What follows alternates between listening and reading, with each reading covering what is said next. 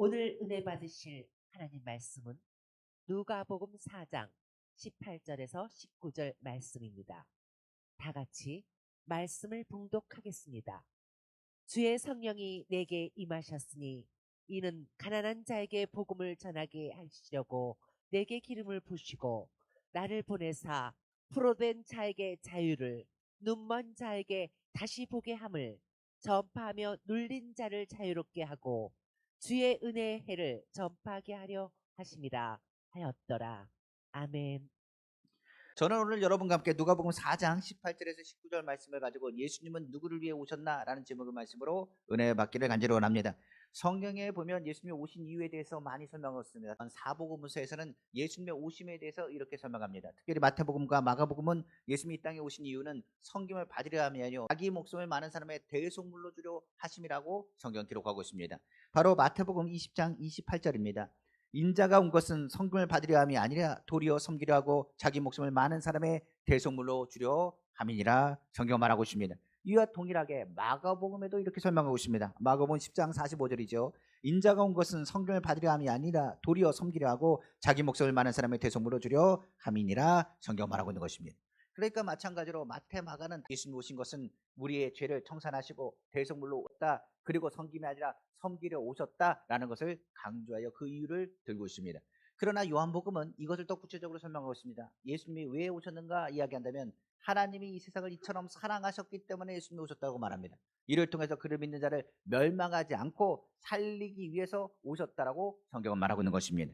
바로 요한복음 3장 16절 말씀이죠. 하나님이 세상을 이처럼 사랑하사 독생자를 주셨으니 이는 그를 믿는 자마다 멸망하지 않고 영생을 얻게 하려 하심이라고 성경은 말하고 있는 것입니다. 그러니까 요한복음에서는 하나님이 사랑하셔서 예수 그리스도를 우리에게 보내셨다고 말하고, 예수 그리스도를 통하여서 우리에게 멸망이 아니라 생명을 더하셨다, 영생을 더하셨다라고 성경은 기록하고 있는 것입니다. 이 길을 위해서 예수님이 이 땅에 오셨다라고 설명하고 있는 것입니다. 특별히 오늘 본문에 대한 누가복음은 예수님의 오심을 이렇게 설명합니다. 누가복음 19장 10절이죠. 인자가 온 것은 잃어버린 자를 찾아 구하려 함이라고 성경은 말하고 있습니다. 그러니까 예수님께서 오신 이유는 의인을 부르러 온 것이 아니라 죄인을 부르러 오셨다고 성경은 말하고 있고, 잃어버린 자, 나의 택한 자를 부르기 위해서 이 땅에 오셨다고 말하고 있는 것입니다. 그러니까 하나님의 사람들을 선택하고 하나님 사람들을 구원하시기 위해서 예수님께서 이 땅에 오셨다는 것을 공생의 모든 걸 통해서 마태, 마가, 누가, 요한 사복음서에서는 설명하고 있는 것입니다. 그러므로 사복음서 전체는 예수님의 오신 이유는 다른 것이 아닙니다. 하나님이 우리를 사랑하십니다. 그리고 하나님이 우리의 죄를 청산하시기 위해서, 우리를 구원하시기 위해서, 멸망하지 않기 위해서 예수 그리스도를 우리에게 보내셨으며, 예수 그리스도는 하나님의 사랑이라 이를 통하여 우리에게 구원과 영생과 위로와 치료와 하나님의 나라를 소망하도록 은혜를 베푸셨다라고 성경은 말하고 있는 것입니다. 특별히 오늘 누가복음입니다. 이 누가복음은 바로 예수님께서 이렇게 오셨는데, 그러면 예수님을 누가 만나는가? 누구를 만나며 또한 예수님은 누구를 위해서 오셨는가? 오늘 본문의 말씀입니다. 그러니까 예수님께서 성령으로 충만하여 선포한 메시지, 바로 공생이 시작하면서 메시지를 전하면서 내가 누구를 위해서 왔다라는 것을 선포하는 것이 오늘 본문의 메시지가 될 수 있는 것입니다. 그래서 오늘 예수님이 누구를 위해서 오셨는지 오늘 것을 통해서 깨닫고, 우리 또한 예수 그리스도를 만나며 2025년도 주님과 동행하고 2026년도 새해를 바라보는 우리 귀한 성도 다 되기를 다시 한번 주님의 이름으로 축원합니다. 자, 그럼 첫 번째로 예수님은 누구를 위해서 이 땅에 오셨을까요? 성경은 말합니다. 예수님은 가난한 자를 위해서 이 땅에 오셨다라고 성경은 기록하고 있습니다. 성경에 말한 것처럼 가난이라는 것은 모든 것을 파괴합니다. 우리가 얘기하는 것처럼 물질적인 가난도 있겠지만 정신적인 가난도 있습니다.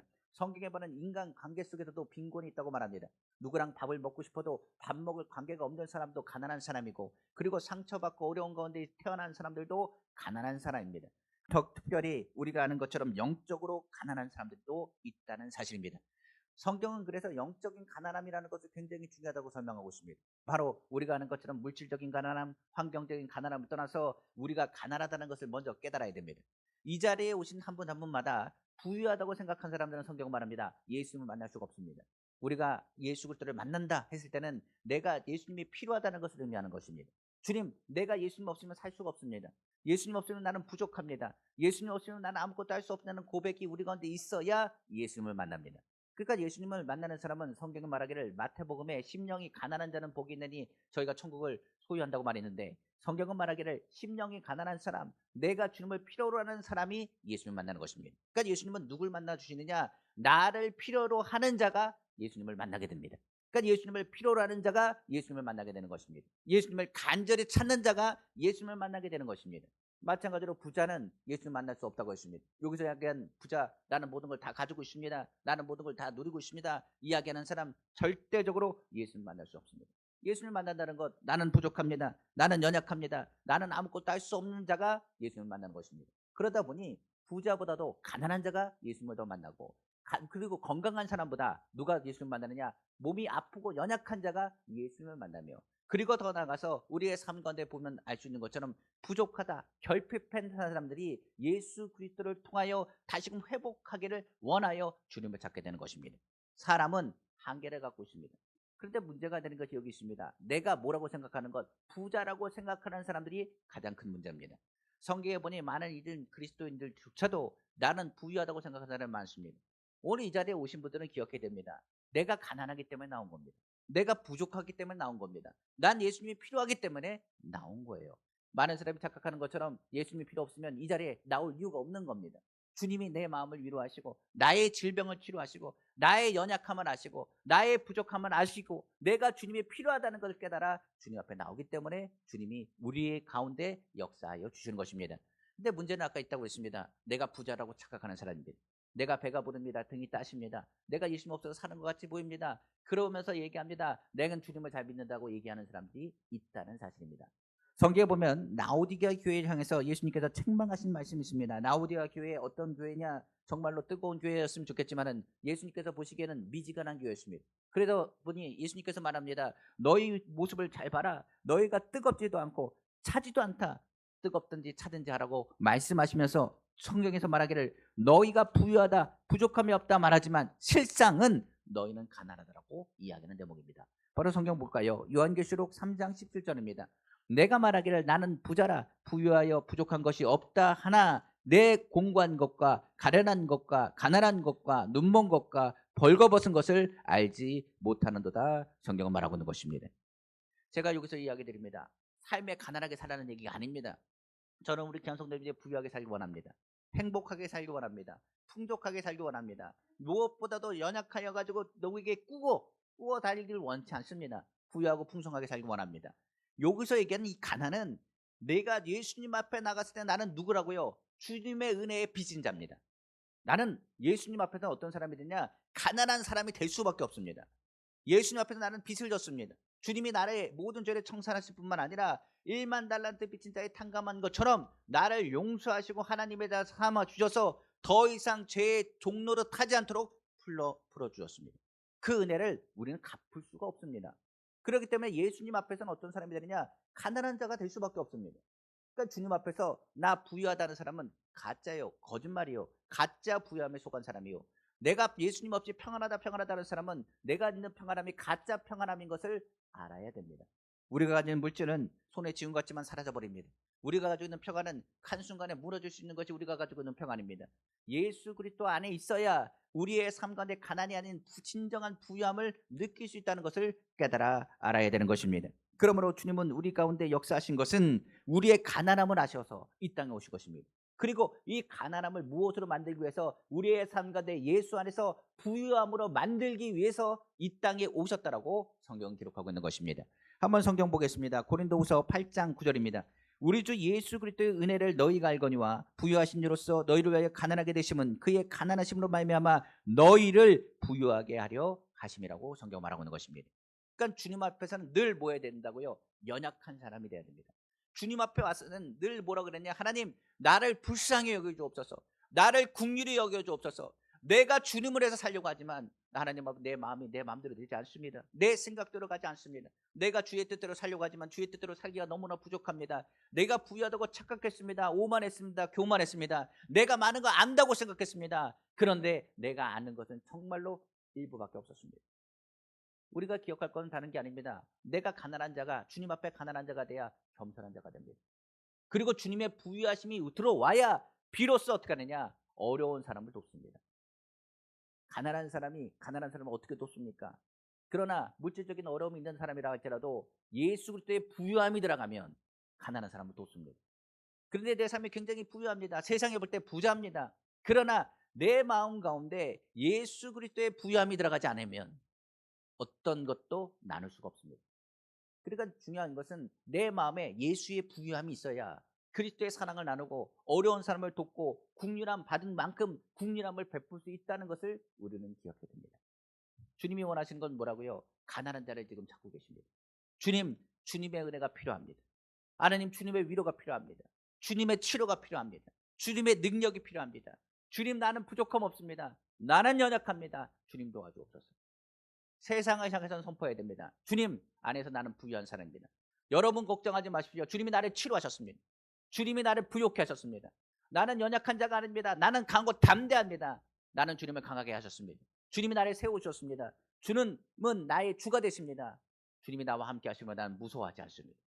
세상을 향해서는 부유한 자가 되십시오. 그러나 주님 앞에서는 어떤 자가 되라고요? 한없이 가난한 자가 되십시오.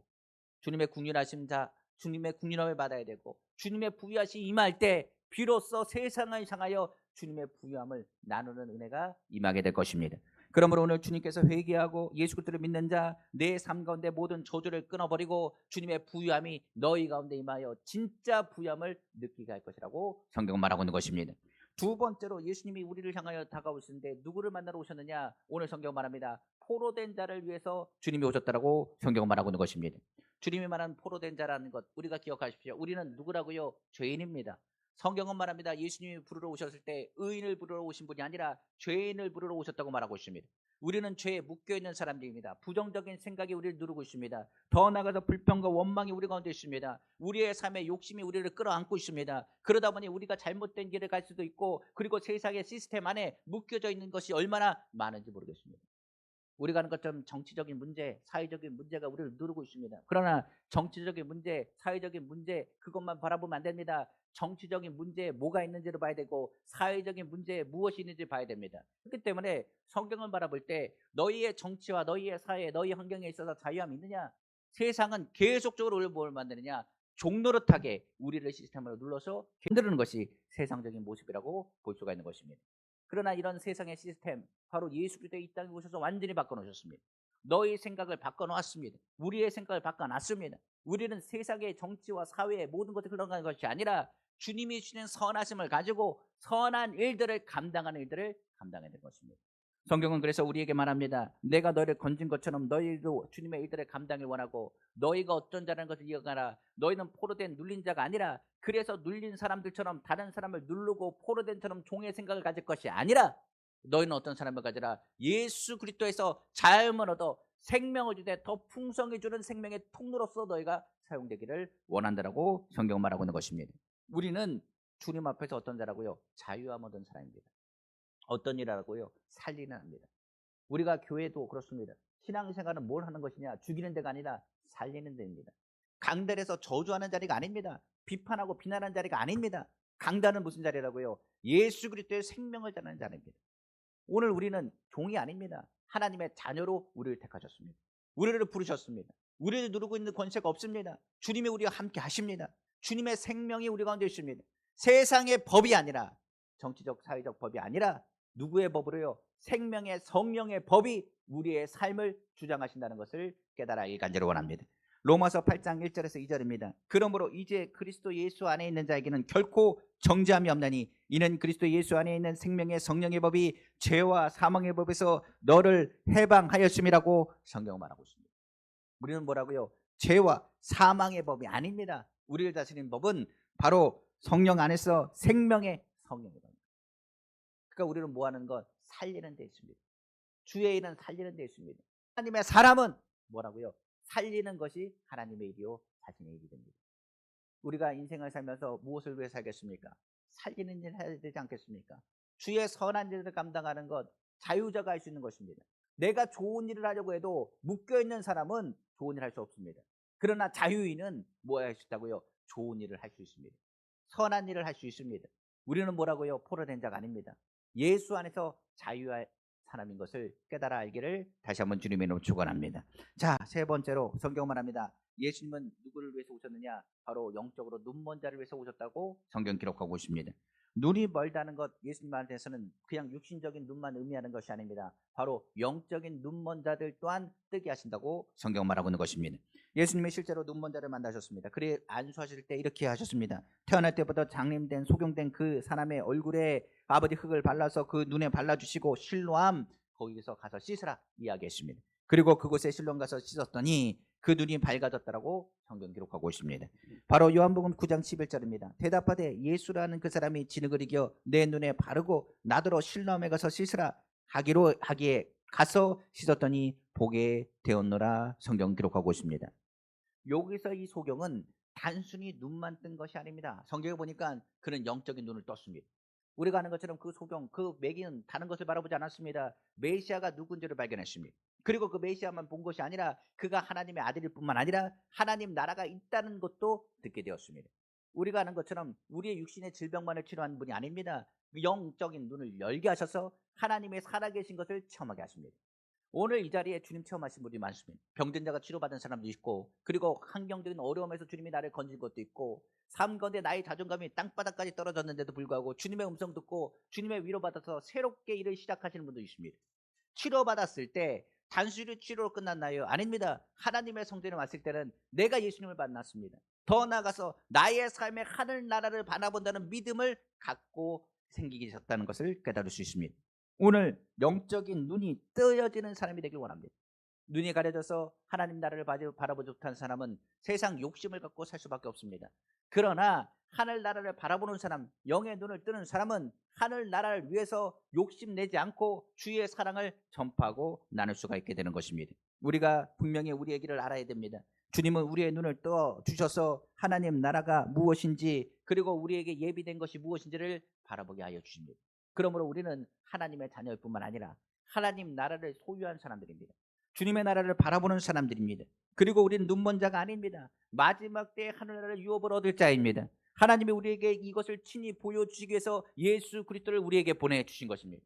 예수 그리스도를 통해서 회개하라 천국이 가까우니라. 이제는 예수 그리스도가 너희 가운데 있으니 너희의 눈은 하나님을 바라볼 것이고 너희의 입술은 주님의 이름을 부를 것이고 주님의 눈이 우리를 바라볼 것이고 너희에게 하늘나라가 예비되어 있다는 것을 꿈꾸게 되는 것입니다. 우리는 눈먼 자였습니다. 그러나 예수 그리스도를 통해서 영안을 열어 하나님 나라를 바라보게 했습니다.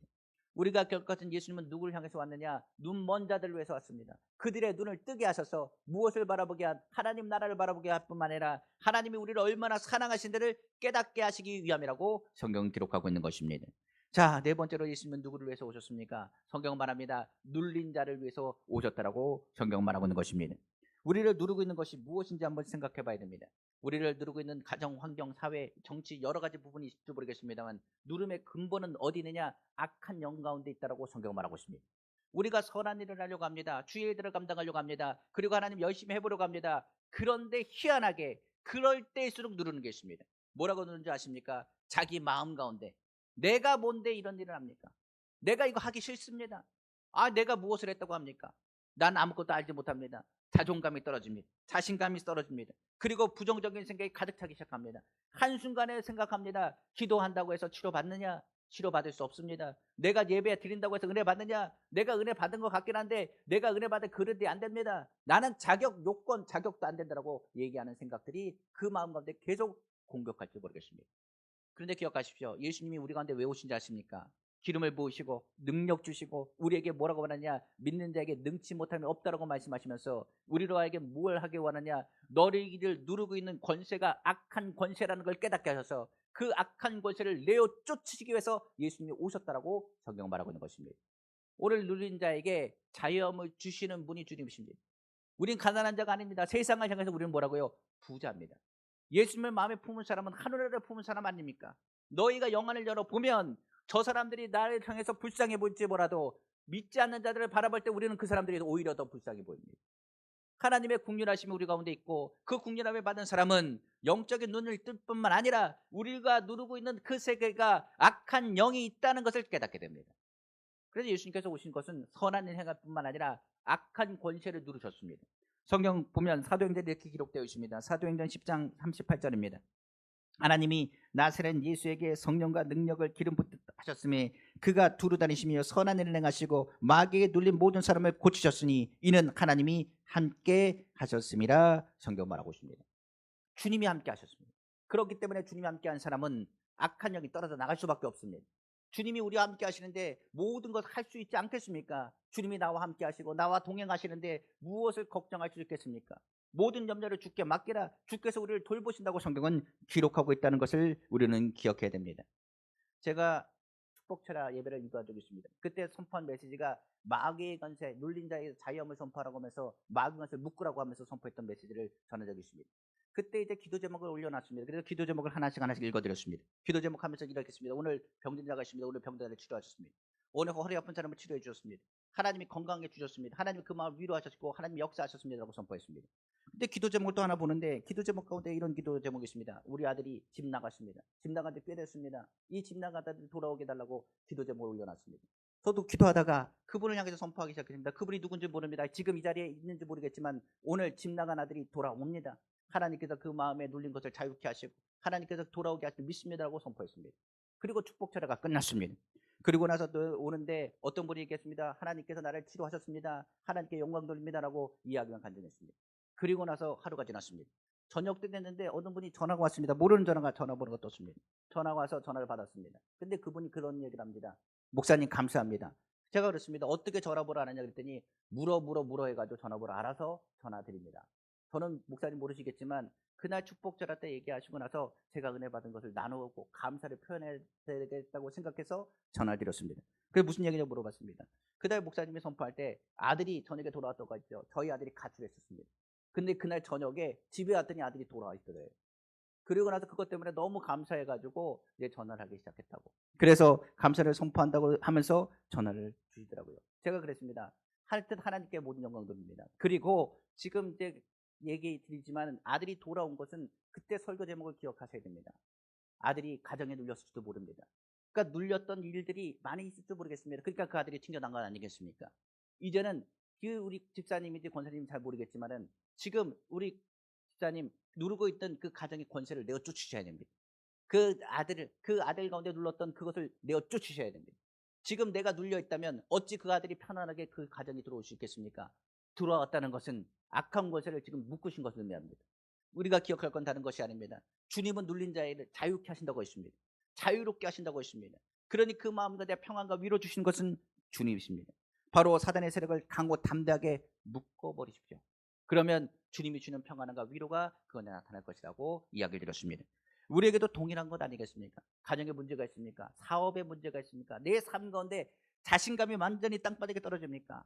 그냥 다른 곳에 들어가기 싫습니까? 살아가 이야기하기 싫습니까? 낙심하고 절망한 일이 있습니까? 악한 영은 그 틈을 노려서 들어옵니다. 그럼 우리가 어떻게 된다고요? 담대하게 예수 이름으로 물리쳐야 됩니다.